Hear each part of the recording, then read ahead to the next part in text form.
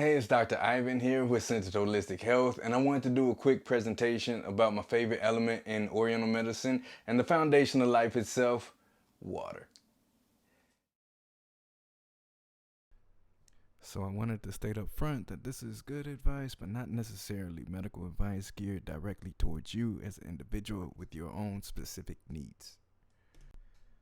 A little bit of background about me is I actually am a former Marine.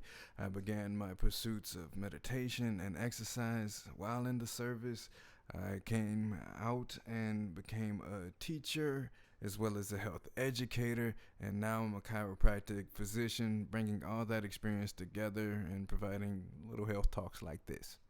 Because I find that some of the basic knowledge that I take for granted being exposed to over and over again is not really always permeated to everybody, so I figured it's worth a shot to share it. And just as a FYI, refresh and rehash of chemistry, water is actually a molecule that's combined of three different atoms. You have one hydrogen and 2 parts oxygen.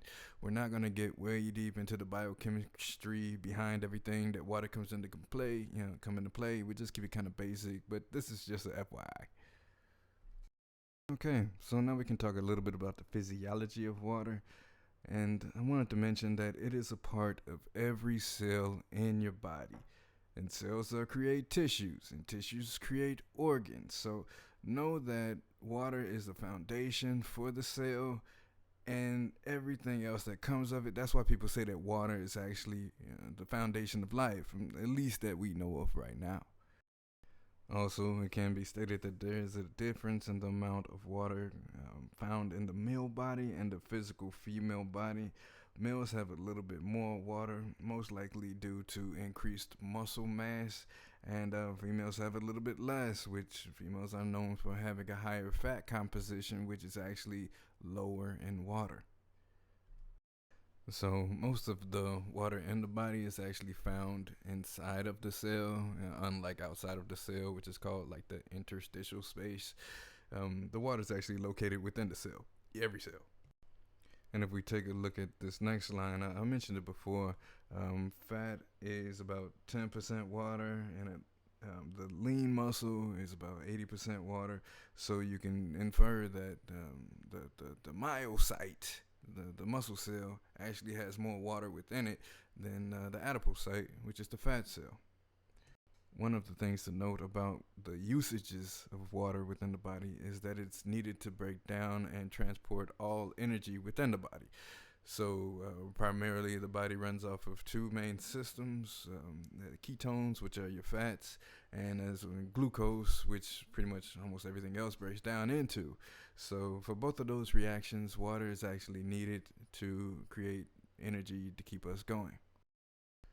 Water is also used within the body to help regulate the temperature, and it is part of the collagen within the joints and ligaments, so it actually serves a purpose to decrease the amount of shocks that you get from activities such like running, jogging, jumping, pretty much any movement. You should stay well hydrated so that the body has a chance to decrease shocks, because you rather have that dampening in the squishy parts of the body instead of just kind of like running around fracturing your bones every time that you go. Should also note that no matter what you do, if you're alive, you're actually expending water. So you actually lose water by breathing because your lungs are moist. That's where you exchange the oxygen to the blood. So inside of your lungs is pretty moist, and as soon as you breathe, the moisture comes out. If you don't believe me, go get a piece of glass or a mirror or something like that, put it next to your nose and breathe out, and you'll see water right there. So we need to replace that.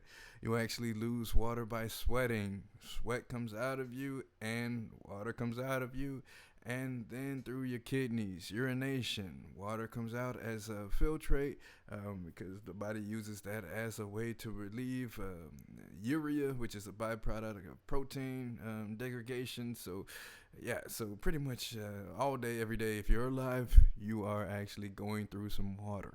And biological females will notice a difference in the amount of water that they hold and expel during the menstrual cycle. If you take medications, some of those can kind of hold water for you. If you read the back of the labels, there's always some type of warning of things that can happen. So medications do hold water or do increase the release of water. Laxatives, like osmolarity of your colon, can pull water out your body as things flow, start to move again. So that being said, the general need for the amount of water that a person has is different from person to person. Okay, there's a lot of literature out there stating that you need to drink this amount of water and that amount of water per day.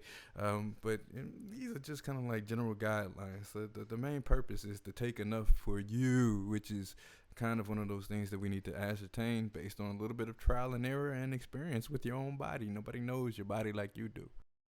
The season plays on how much water your body holds because you sweat a lot more in the summer, and even the climate that you live in. Once again, hot or cold. A person living on a mountain in Colorado probably won't go through as much water as somebody who are just kind of like living in Arizona, just sunning it up all day. Your basic body composition. Once again, that goes back to the fat and muscle mass ratio. Depending upon where you are with that, your metabolism, how active it is, all these come into play as the amount of water that the individual may need. Even kidney status, there's a lot that plays into this, but the general thought is that everybody's kind of unique in terms of how much activity and how much movement and water they need to carry on. Okay, and especially if you're working out, you definitely need to increase your water intake because you can actually lose more than a liter of water an hour when you're out there running around in the sun, especially.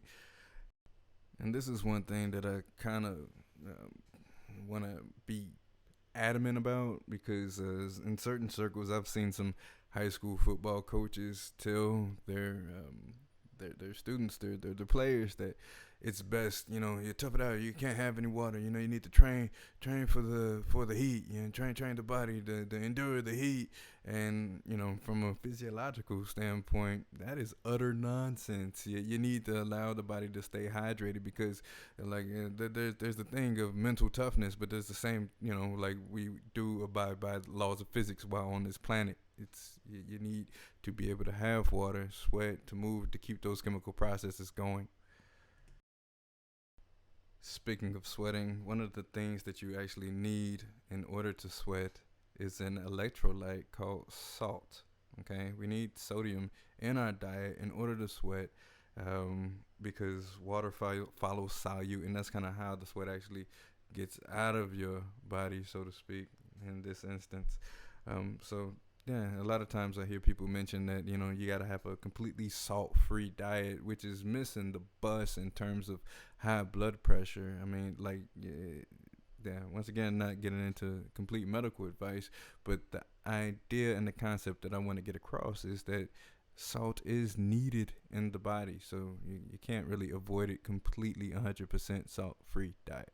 So one of the things that you can do is look up hyponatremia, which is when a person doesn't have enough salt, and sometimes you can dilute the body's chemistry down by just pounding straight water over and over and over again.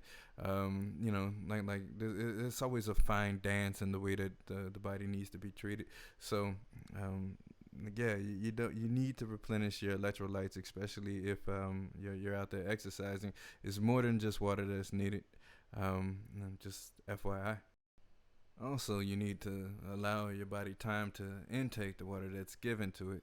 So I'm a member of a run club, and we get up and adamant about like 5:30 in the morning. I find myself rising, getting out of bed. But the thing is that the body needs some more time than that to get properly hydrated.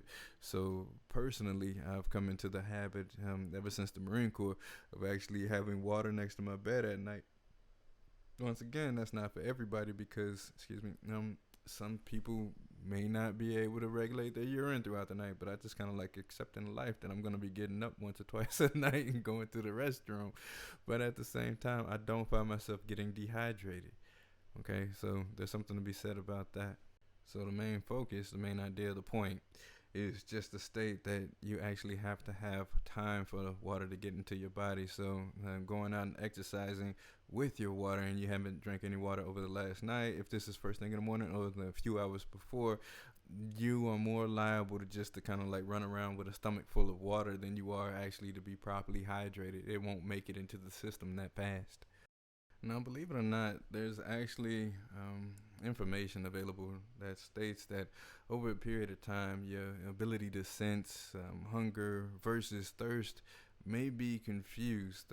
You do actually, I mean, they're both physiological processes where the body secretes certain substances, hormones, where you just feel the urge to eat, and at the same time, it might not actually be hunger, food that you actually need. It could be potentially the body asking for fluid, okay, asking for water. So it's always good to maybe try drink a glass, of, cup or two of water to see, and if the hunger goes away, because it could just be that cross signal, so to speak.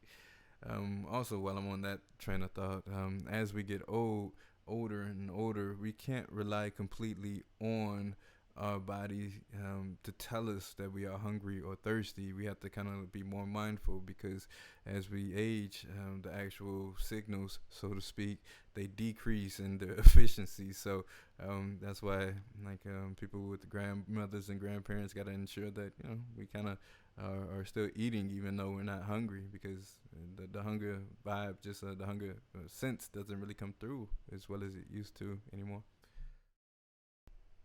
Now to talk a little bit about how we can actually measure the amount of water in our body, and based upon our needs. One of which, and that being stated, there's not really a perfect gold standard for this. This is a little bit of trial and error and common sense. But one method that you may see in the medical office, if like a doctor pinches like the back of your hand, the soft side of your hand, if the doctor pinches that, and just look at the skin, you pinch the back of your hand, and if the skin just stays up and hangs around for a second or two, that means that you don't have enough water within the collagen to retract and recoil the actual skin tissue. I think it's called Tugo or Turgo, or I'm probably pronouncing it wrong, but that's the skin test. Another one is looking at your urine. Okay, so I always, like, growing up, I used to giggle to myself a little bit when people say that, oh yeah, like I'm peeing white, like it's clear, like you're not peeing milk, you're peeing something that's close to the color of water, and that's what we're shooting for, something on the light spectrum. I mean, like, most people, like, when you go to urinate, it shouldn't be the color of molasses. It shouldn't be dark. It shouldn't be like thick, chalky, foamy, and nothing like that. I mean, like, almost TMI, but it's closer to the color of like a diluted, real clear lemonade. It's just like, even on the lemon side of things, it's just a little too much. But the clearer the better. And that, actually, if you look online, there's a little bit of like charts and stuff like that to help understand your hydration status just based upon the color of your urine. That being said, there's always caveats. Different people, different time of the months, and et cetera, et cetera. But generally speaking, the color of your urine should be kind of clear-ish. Yeah, and another way that's it's kind of nice to us is people who are living in this electronic age, is that we have access to the body impedance scales. It's pretty much where you stand barefoot on some electrodes built into the scale, and it just kind of like shocks your body and see how much resistance you actually have for the pulse to go through. Okay, so the less the resistance, the more water, because water is a good conductor of electricity. So the less resistance, they can actually measure your water content, as well as some other stuff. I find that these scales are pretty useful when engaging in workout activities, because like just like looking at the numbers increase and decrease based upon as time goes on, it's like, what are actually in these numbers? Am I gaining more muscle mass, or am I gaining more fat as time goes on? Am I more swollen, or my bones are just getting a little bit thicker? Because that happens when you start to exercise, especially with weight training. But yeah, so main idea with this one is that when you look at the body impedance scale, it can give you a nice little reading of how much water you have in the body just based upon electricity. I like to look at things from multiple directions, especially in my practice. I do acupuncture as well as chiropractic medicine, both under the lens of the focus of being holistic, visualizing the whole body. And one of the things that Eastern medicine is I like to think of them as maybe the scientists of years past, where they viewed everything through elements and made constructs to understand the workings of the world around them and the body and the physical processes behind that. And one of the things that are in Eastern medicine is this concept of yin and yang. Okay, these are the opposites. This is like everything in reality is a manifestation of these two polar opposites, and when they start to play together, they create different elements. Okay, there's 5 elements, as you see on this chart right here, and one of the elements, and my favorite element, maybe because I'm a Pisces, is the water element. This element is the foundation to all other elements, and you need this in order for life to sustain itself and happen. um, like I said, most of the elements are a combination of the yin and the yang principle. Okay, compared to like on the spectrum, water is one of the, I believe it's the most yin. I mean, you don't get much more peaceful, tranquil, etc., than water. But of course, it's always interplay of things. So water can be kind of, torrentious, so to speak. But unlike fire, which is always just burning and hot, waters can be very serene. And yeah, so this one, it's fun to play with. This is just like a FYI that water is like, even our ancestors, the ancients, they said that the water is a foundation of life, which it really is. It's kind of interesting when you think about it being the foundation of life, and just how like mammals, eggs, reptiles, and like everything needs this time and water in order to kind of be created. I'm talking about like within the womb, the amniotic fluid, we're able to kind of like develop and become living, breathing animals, like life. Same thing with the reptiles. Inside that egg, they have that amniotic fluid where they just kind of like sit there, and it's an outgrowth. If you look at the science about how, I guess the evolution where everything came from the sea. I mean, that was just like the primordial amniotic fluid, so to speak. And you can go on this whole little Gaia train of thought, but yeah, that's just another little tidbit of how it can actually be related to the foundation of life.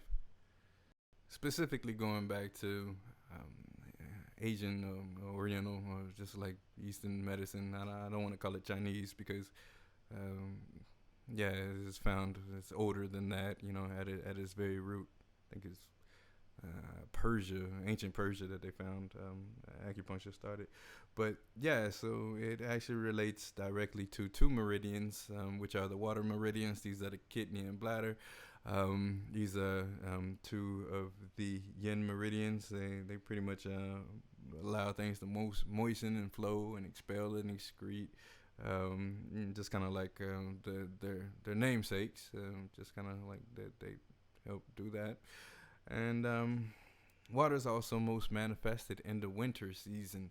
It is the coldest of the seasons. It's the most still of the seasons. It is, that's where water really comes into play, unlike its opposite, which is fire. And it just goes back and forth with this. I think that's one of the reasons why people really get into this Oriental medicine, so to speak, is that it can allow you to kind of like be imaginative and step away from Western medicine, where everything is just based on molecules and cause and effect. There's more of a like a nuanced beauty in the whole thought process of treatment that way. And a few signs of dehydration. It could be something as simple as dry mouth. It could be lightheadedness. That means that you're a little bit spacey. Your muscle cramping is a big one, and this is one thing that I wanted to emphasize, and one of the reasons why I wanted to create this, because being a part of a run group, I hear people talk about the different complaints, and I'm not a person to really jump in all the time until maybe I'm asked. But typically speaking, if one goes to like a doctor who doesn't really care enough, or not really concerned so much about the foundations of health, which water is definitely a foundation of health. And then you go in and you got a muscle cramp. Oh, so what do? You take some Motrin, okay? Maybe you take some Aleve, this, that, another. But nobody. They're like, who even asked you? Are you drinking any water? I mean that's one of the it's so basic. It's so basic, and this is where we come in as conservative care practitioners, chiropractors, naturopaths, acupuncturists, all us. We come in and maybe we ask you this question like, how much water are you actually drinking? Are you hydrated? And see, that in and of itself can help you prevent getting a muscle strain, sprain, cramp, etc., etc. Because if you try to push through, the pain of dehydration is not going to end well. Okay, that's a definite preventable injury, and like 1 ounce of prevention is worth a pound of cure, so they speak. Believe it or not, actually, when you don't have enough hydration, your heart rhythm starts to get affected, because the heart is pumping. It's like it pumps fluid through your body all day. I mean, like, your blood is mostly water, and so if it's unable to kind of like pump and contract, push things through the chambers and push the blood through the chambers like it needs to, if it doesn't have the right electrolyte balance, and you can get heart flutters. And something as simple as just staying adequately hydrated will increase your ability to exercise, because you have the constituents to move. You actually need water to move. If you have any specific questions, comments, concerns, medical stuff, feel free to reach out to me. My name is, once again, Dr. Ivan Rayner. I practice at Centered Holistic Health, and I'm located right now 111 North Wabash, and which is right across the street from Macy's in downtown Chicago. All right. I hope this was somewhat helpful and informative. Take care.